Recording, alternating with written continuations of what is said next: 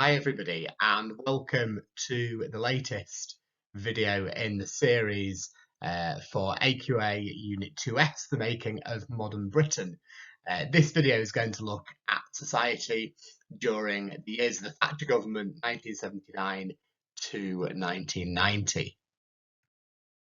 First thing we're going to have a look at is one of Thatcher's flagship policies, which had a really significant social impact, and that's to do with the sale of council houses. Thatcher was very clear that she wanted to turn Britain into what she called a property owning democracy.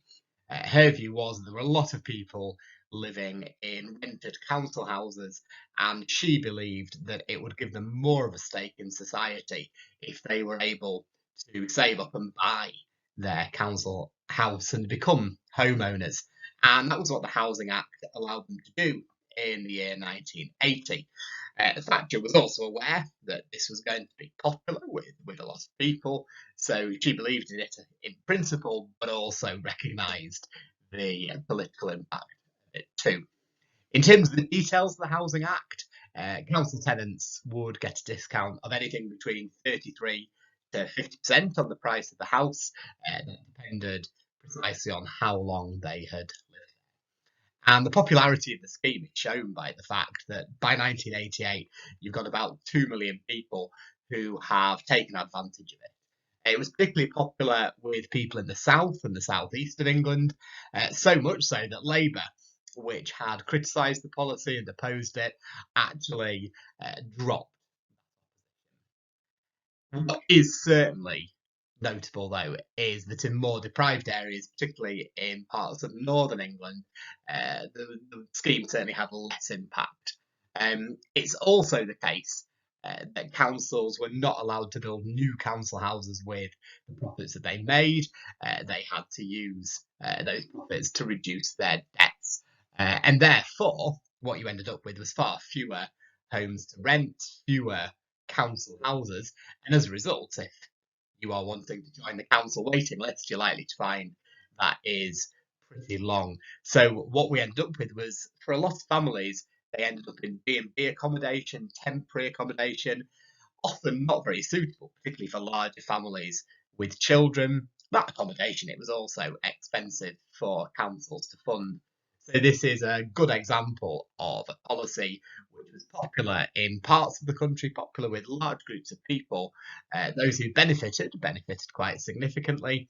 Thatcher herself benefited in terms of popularity, but there were some quite significant negatives, not only for local councils, but for quite a large number of people. One of the really key features of society during the Thatcher years is industrial disputes as well. In particular, the miners' strike, but several beyond that as well. We'll talk more about the miners' strike in a moment, but just to give you a general overview first of all. So it's certainly true that the trade unions provided very significant opposition to Thatcher. They were very opposed to a lot of her economic reforms. And what we see during the Thatcher years is that quite a lot of unions which have never really been particularly radical, particularly militant, start becoming significantly more militant. A good example is the National Union of Teachers, the NUT. They'd always shied away from going on strike. They recognised that the impact on students they taught was clearly going to be significant, but their opposition to Thatcher is so great that by the mid-1980s they are going on strike for the first time.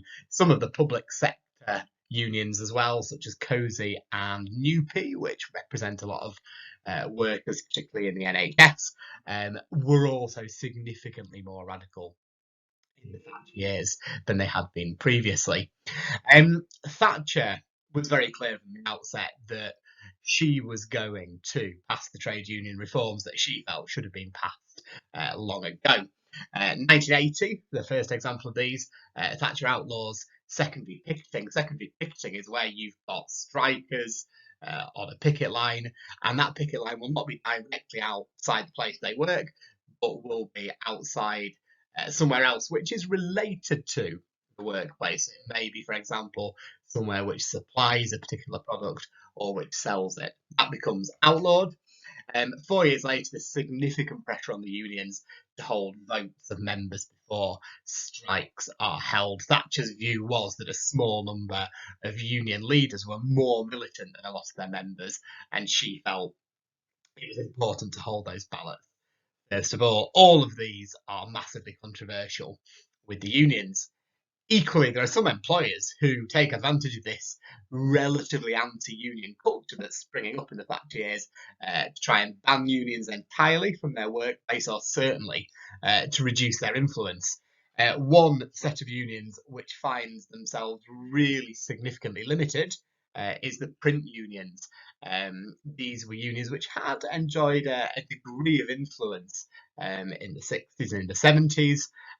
When Rupert Murdoch becomes more and more prominent in terms of ownership of the UK media, newspapers such as the Times and the Sun, for example, he really attempts to limit the power that the printers and the print unions have.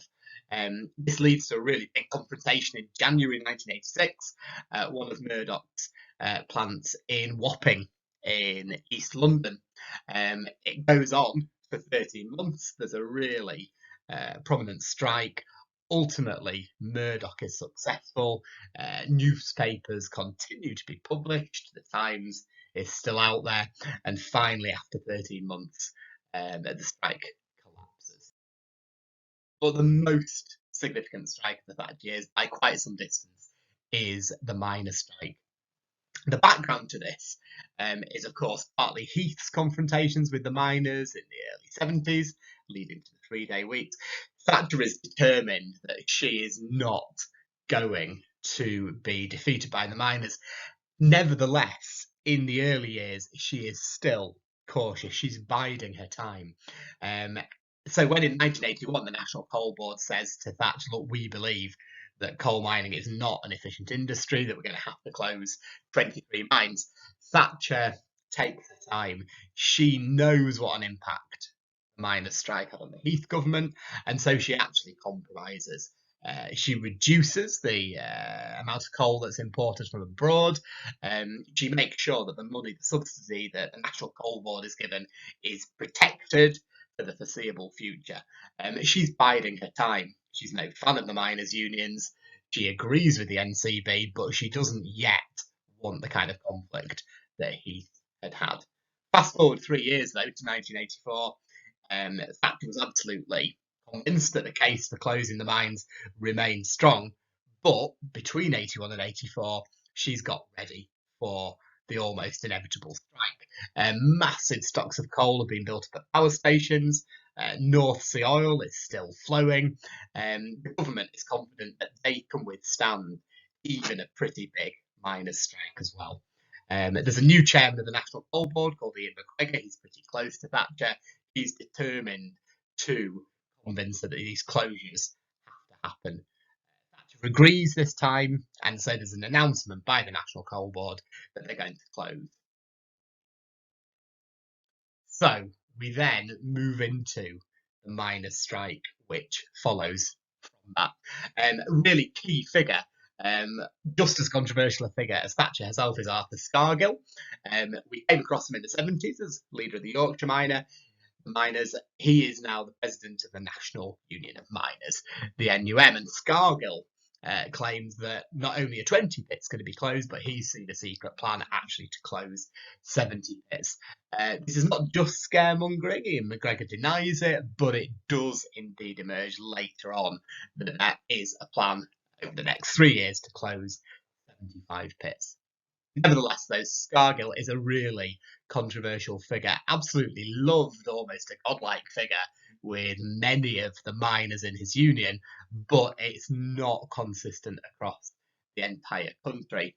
In particular, and this is not just about Scargill, but historically, different groups of miners in different bits of the country had a very strong regional union identity.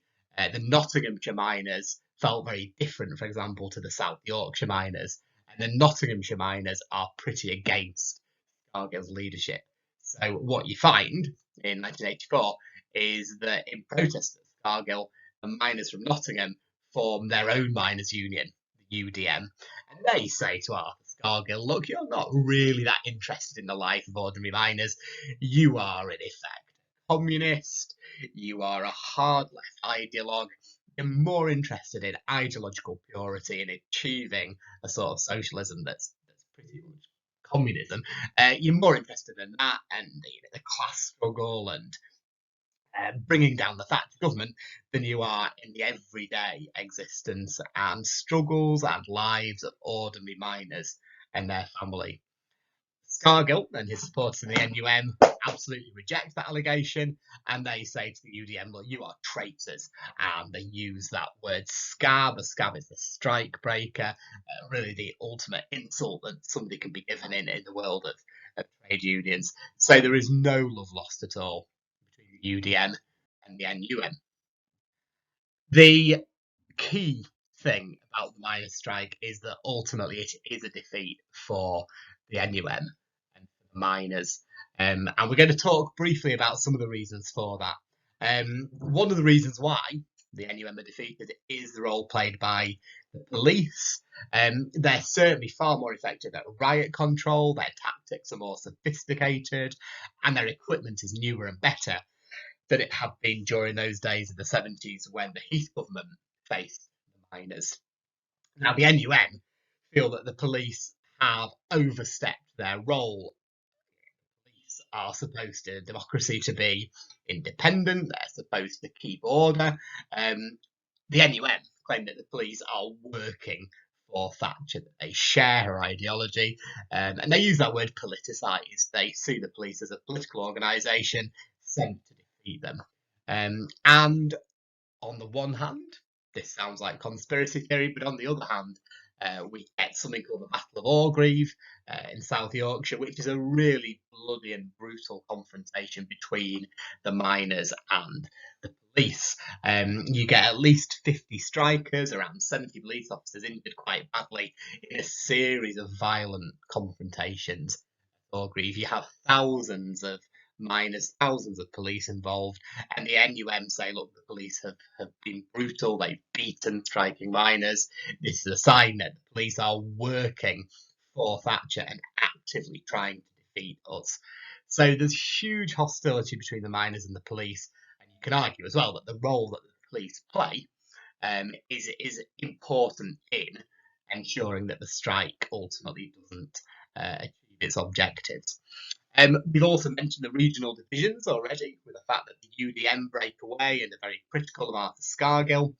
It's also true that Arthur Scargill doesn't have full support from Neil Kinnock's Labour Party. Kinnock, of course, is attempting to move Labour at least some way towards the centre ground of British politics. Arthur Scargill is of the far left. And so Neil Kinnock is reluctant to give Scargill full-throated support. The fact that Scargill refuses to hold a ballot before the strike doesn't do him any favours with Kinnock and his colleagues. And there's a lot of fairly moderate centre-left trade unionists who also feel that Scargill is an extremist who's done nothing to help his cause. It is also the case that Arthur Scargill is, because he is a far-left union leader, he's an easy target both for the government and for a lot of the tabloids and the broadsheets, those which support the Conservative government, and that at the time the majority of the British press. And Scargill is a very easy target. Had he been a more moderate union leader, it would have been harder for the press to do that. So what we eventually find as the strike goes on is that for a lot of miners and their families, they're falling more and more deeply into poverty, coming close in some cases to really struggling to feed their families. And so a lot, out of desperation, return to work. We end up with a hard core of NUM members continuing on strike, but very much dependent on handouts provided by the local community. And ultimately, the strike comes to an end. And there are some quite serious consequences in all sorts of different ways. First of all, those closures, which had, of course, sparked the strike, do go ahead. And the statistics there speak for themselves. A really significant fall in the Thatcher years in the number of coal miners. It's not just an impact on the NUM or on individual miners and their families, but also on the union movement more generally. It has been a massive defeat, and the unions more generally see a significant drop in their power. It can be argued that during the Heath years, during the winter of discontent, the unions exercised really significant power. We never see, again after Thatcher, a return to those levels of union power. And again, it's not just the fact that you have far fewer coal miners or that the NUM has been defeated. Total union membership across industry has fallen by about a third within the Thatcher years as well. And of course, with weaker unions, that means some quite significant economic restructuring goes ahead with less opposition that we would have found. So there's massive reconstruction in industries such as British Steel and British Airways, huge unemployment as a result, job losses, and the unions in this weaker state are unable to stand in the way of that. Thatcher, the miners' strike ends in triumph from her perspective, and she could say very clearly, look, I'm a stronger leader than Heath was, I'm a better leader than Callaghan was, I have defeated the unions. And she would refer to people like Arthur Scargill as the enemy within. She saw them as the enemy within Britain, almost making that comparison with the enemy abroad, the enemy without, in other words, the Argentinians during the Falklands War. And for the supporters of Thatcher, the combination of the defeat of Argentina in the Falklands and the defeat of miners during the strike was a really powerful combination. So Thatcher emerges in arguably a stronger position than ever, and it's not long before a second landslide victory in 1987. However, by the time we get to 1989 and 1990, we move into a different era of Thatcher's time in office. Thatcher, for so long, a pretty strong leader, controversial, but undoubtedly powerful. For the final year in office, is increasingly facing hostility, including from quite a section of her own party. And perhaps the biggest reason for that is the poll tax. A little bit of explanation, first of all. Thatcher believed that the way that local government, local councils were funded and financed was not very effective. What we'd had in the past was a system called rates, which was based on property. In other words, if you were a homeowner, you would pay the rates, which funded your local council. If you weren't, then you wouldn't. And what Thatcher said was, look, councils are not properly accountable. There's all sorts of local people who don't pay their council tax because they don't have to, and therefore they don't really care that much about what the council does. And she says, look, if everybody paid tax to the local council, then councils would have to make much more of an effort to work and to spend in an efficient way because they would be far more accountable to a much wider pool of taxpayers. That's where she comes up with this plan for her new system. Now, the official name for this is the community charge. The nickname was the poll tax. This is a reference back to the 14th century, which you don't particularly need to know lots about, but just be aware that the poll tax is the common name given to Thatcher's community charge, particularly by her opponents and its opponents. It turned out to be a massively unpopular solution. It was a very simple idea. It was basically the idea that however rich or poor you were, whether you owned property or not, you would pay the same rate. It was a flat rate of tax. Now, clearly, that means that proportionately speaking, the poor are hit harder than the rich. The idea that a duchess or a refuse collector would pay exactly the same somehow seems unfair. Equally, it was going to bring a lot of people into paying taxes to the local council for the first time as well.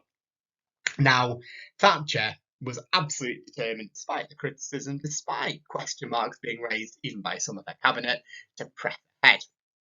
And so the poll tax is tried out, really, in 1989 in Scotland. Now, this is a strange idea because the Conservatives were probably more unpopular in Scotland than in pretty much any other bit of the UK. And all this experiment does is harms the Conservatives' reputation even more than it had been already. And Thatcher, despite the negative reaction and the protests about the poll tax in Scotland, says no, we're going to press ahead with this in Wales and in England. And so in 1990, the poll tax is introduced there as well. And the reaction in England and Wales is the same as it had been in Scotland. What you get is these anti-poll tax unions being set up, a real encouragement to people not to pay. And there were bits of the country where around 30% of people refused to pay the poll tax. People were imprisoned. There was an MP called Terry Field who was sent to prison as well. And the numbers of non-payers were so great that it was just impossible, though, for the courts to fully enforce the tax. Yes, there were imprisonments, but plenty of non-payers who weren't ever fully dealt with. And perhaps the most prominent sign of opposition to the poll tax was an enormous demonstration in Trafalgar Square in London. Around about 200,000 people were involved in this in March 1990.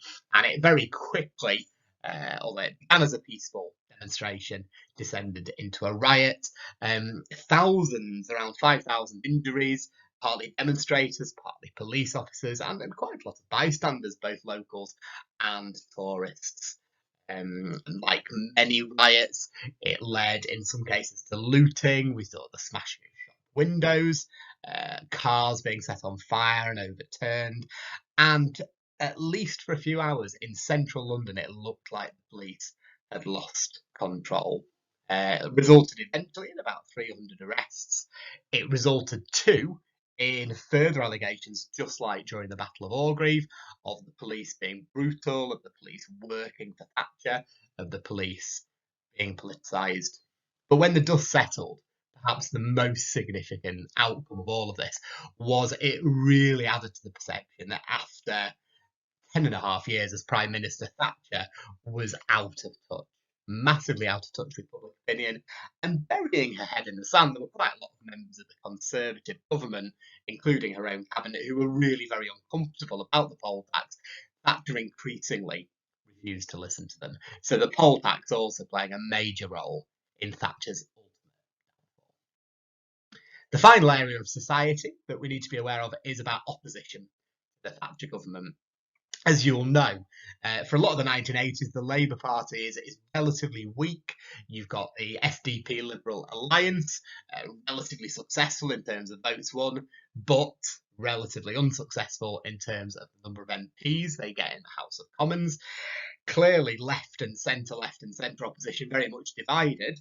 And so what we find is given that political opposition is fairly weak, a lot of the most prominent opposition to that comes from elsewhere. And we're going to cover a range of opponents, including education institutions, members of the arts, the Church of England. We're also going to look at a number of pressure groups, including environmental ones, CND, and the protesters at Greenham Common. First of all, in terms of education, Thatcher had, like many post-war prime ministers, studied at Oxford University. Every single one of those other post-war Oxford prime ministers, including Attlee, Wilson, Macmillan, had been given honorary degrees. It was seen as just the done thing.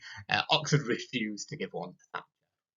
It was a response to the fact that there had been significant cuts that her government had made to higher education.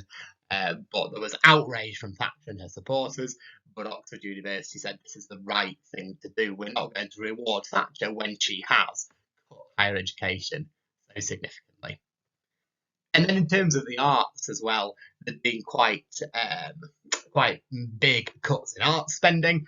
And so what we get is lots of opposition to Thatcher among people who, to be fair, would probably have been opponents anyway, but the cuts in arts spending make their opposition even more outspoken. And that includes musicians, comedians, and playwrights. We get playwrights like Alan Ayckbourn and David Hare writing these very passionate and satirical plays, criticising Thatcher. We get the formation of Red Wedge, which is a group of musicians who are very clear about their opposition to Thatcher. Famous names include Madness and also the left-wing musician and protest singer Billy Bragg. What we also get in the 80s is the rise of what we call alternative comedians. This is a new breed of comedians until the 80s. A lot of mainstream comedians tended to steer away from active criticism of the government, we had, of course, seen elements of anti-government comedy. Think about That Was the Week That Was, for example. But the mainstream had generally steered clear of it. In the 1980s, these so-called alternative comedians, like Ben Elton, Alexei Sale, very left-wing figures, become more and more prominent. You see a lot of them, even on the BBC, and they are vocal, and in some cases, brutal in their opposition. You also get TV programmes. A famous example is Boys from the Black Stuff, which very much focused on the social impact of policies, particularly poverty and unemployment. Another interesting group of opponents to Thatcher is the Church of England. The Church of England used to be nicknamed the Tory Party at Prayer. They were seen as one of the key pillars of the establishment, going way back to Henry VIII and Elizabeth I. By 1985, we're a long way away from Tudor history. And in 1985, the Church of England publishes a very controversial and very famous report called Faith. And this was probably the most outspoken that C of E had ever been when it came to criticising the government, particularly a Conservative government. And this report said that the policies of the Thatcher government, particularly the focus on the free market, had what they called an unacceptable effect on whole communities and generations. And the church was very clear that Thatcher's government had to face up to that, and they had to do more to alleviate the results of poverty, of widespread unemployment, particularly in the north. And it's perhaps no surprise that some of the most outspoken Church of England bishops in the 80s were bishops who represented dioceses in the north of England. Famously, David Jenkins, the Bishop of Durham, and also David Shepherd, the former cricketer, and by the 1980s, Bishop of Liverpool. They were unafraid to criticise Thatcher. Don't forget, of course, that several of the bishops of the Church of England are members of the House of Lords. So this is not just a few fringe people. These are people with quite a prominent role in life. And moving on to pressure groups. We see in the 80s a lot of pressure groups outspoken in opposing Thatcher and the government in lots of different ways. Shelter, very much concerned with the growing problem of homelessness. Age Concern, which clearly represents pensioners in all sorts of ways, but particularly focused in the 80s on the growing problem of poverty among the older generation. But it's CND which is especially prominent. Now, we've come across CND before. They've been around since 1958. But in the 1980s, Thatcher is very, very keen on the Atlantic Alliance, on the special relationship, personal relationship and political relationship with Ronald Reagan, the right-wing Republican US president, is very, very strong. And Thatcher is clear, we will back the US even more than we have before during the Cold War. And these cruise missiles that the US has invested in are being stationed at British bases with the permission of Thatcher's government. It's a very, very controversial decision.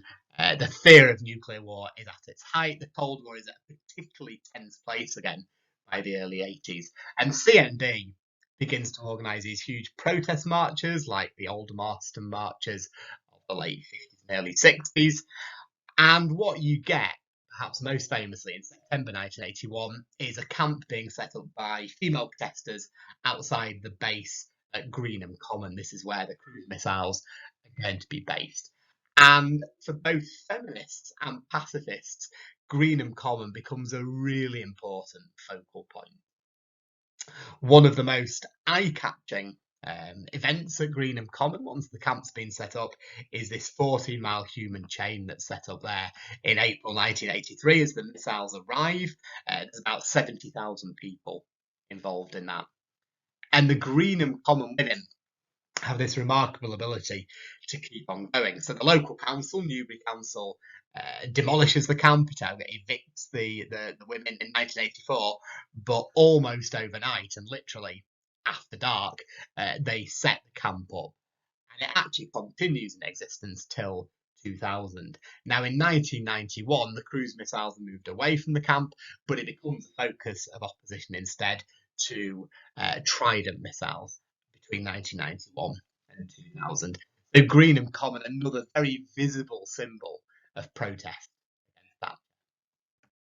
And finally, we also see a real growth in environmental pressure groups. We've seen them during the 70s, but in the 80s, there's a number of really quite horrendous environmental disasters, and it's those which spark a growing interest in environmental pressure groups and environmental campaigns as well.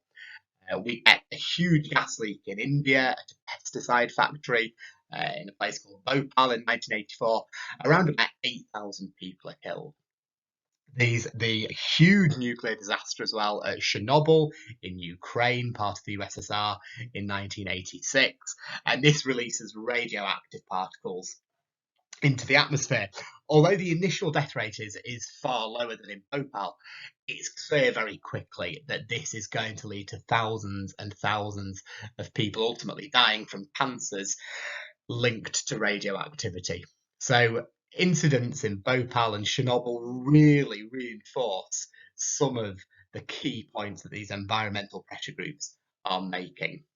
We also find another set of environmental discoveries that begin to really concern the wider public. There's a real focus among the wider public in the 80s about things like acid rain, which is destroying freshwater lakes, also about chemicals that were in a lot of products called CFCs, and these were causing a hole in the ozone layer in the atmosphere. What that meant was that dangerous rays from the sun were getting through to the Earth far more easily, that hole over the Antarctic.